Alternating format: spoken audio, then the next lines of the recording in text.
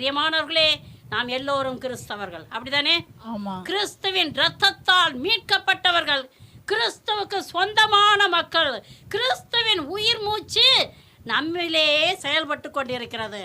Praise the Lord. Praise the Lord. நம்மை நடப்பிக்கிறது கிறிஸ்துவின் மூச்சு, நம்மை உயிரோடு வச்சிருக்கிறது கிறிஸ்துவின் மூச்சு. அப்போ இந்த மூச்சு நம்மோடு இருக்கும் வரைக்கும் நாம் யாருக்கு சொந்தமாக இருக்கிறோம்? இயேசுவுக்கு. ஹல்லேலூயா.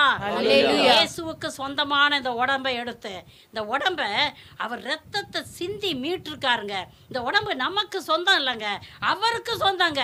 அவருக்கு சொந்தமான இந்த உடம்பை எடுத்து சாத்தானுக்கு கொடுத்துறாதீங்க.